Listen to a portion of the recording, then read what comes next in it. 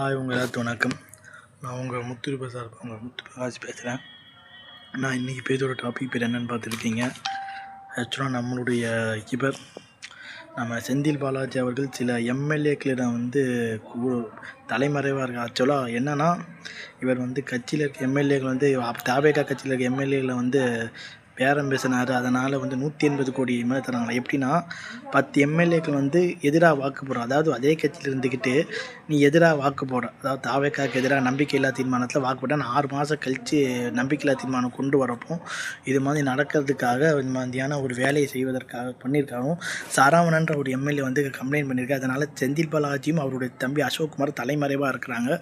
So இது இப்போ தமிழ்நாடு அரசியலில் ஒரு மிகப்பெரிய இதாக இருக்குது. அதுக்கு என்ன சொல்கிறாங்கன்னா, திமுக தரப்புலேருந்து இது திட்டமிட்ட போய் அப்படி பண்ணுறவங்க திமுக காரங்க கிடையாது. இதுக்கு அப்படி பண்ணணும்னா 2017 ஜெயலலிதா ஆட்சியில் அங்கே பண்ணியிருப்போம், ஏன் இப்போ பண்ண மாட்டோமான்னு கேட்குறாங்க.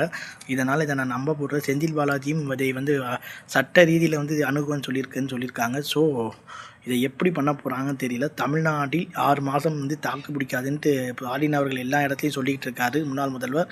ஸோ இதை எப்படி தமிழ்நாடு அரசு எதிர்கொள்ள போடு, தாவேக்கா எப்படி இது பண்ண போகிறாங்கன்னு நமக்கு தெரியல. இந்த ஆட்சி 6 மாதம் நீடிக்குமா நீடிக்காதுன்றது உங்கள் கருத்து என்னன்றதை நம்ம பாக்ஸில் சொல்லுங்கள். ஓகேவா?